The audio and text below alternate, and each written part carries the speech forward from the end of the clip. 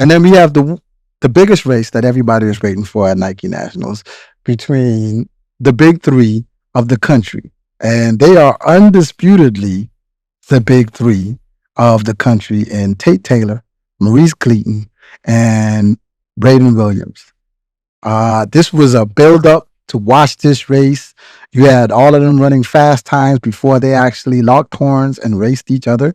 Well, Taylor Tate Taylor and Maurice and Braden Williams already raced like twice. You know what I mean? So for the three of them locking up, this was the first time they locked up to see who is the fastest high schooler out there. Now, the returning champion, Maurice Cleaton, was out there also, who had just dropped a windy 982 down here in Orlando. You give us your take on that race, man. All I can say is bum, bum, bum, bum, bum, because that was listen. I felt like I was literally watching an elite race. The way it was set up, the way they had the intros come in, they had the athletes stand behind their blocks. They gave them time. They was able to do their gestures, and when the gun went off, it was they did not disappoint. They did not. At the end of the day, it was the fact of. It was a race, a very close race. You watch Braden get out. Boom. He has that rocket start. And he's moving through like the 30 meters and he's commanding the race. By the 50-meter mark, you see surge from Maurice and you see a surge from Tate. And now they're kind of running stride for stride. And Braden's kind of jockeying for that third position, second position. And then all of a sudden, you just see like Tate stay strong, stay tall, and he keeps pushing into the ground, and it kind of gave him that edge over Maurice to be able to get that 10-10 over that 10-11. I think it was a cool race. I definitely enjoyed the race. I would love to see them lock horns in the next couple of years down the road because all these guys are entertaining to watch, and it's even more entertaining to see them run against each other.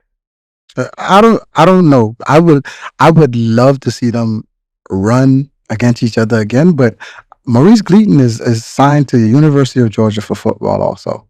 So I don't know if we end up seeing him next year. Like if we see him, would it be at the same capacity because he'll have dual activity if they let him run track. You know what I mean?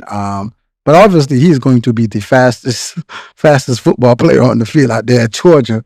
Maybe the fastest football player in the NCAA, if it's so being that Jordan went pro, Jordan Anthony. He would have been that guy.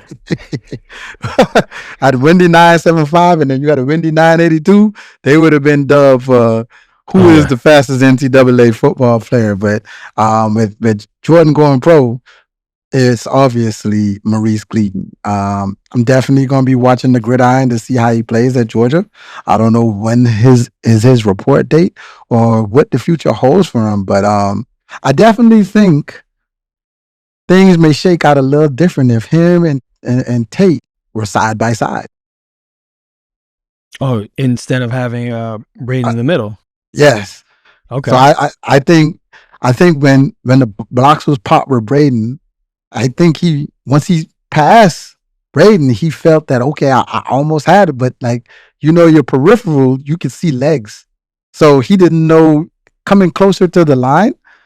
Once he realized Tate was there, you can see him starting to reach for the line, maybe about 5 meters out. And just like you said, you watch Tate high step through that line, running through to the finish. And that's what made it so close.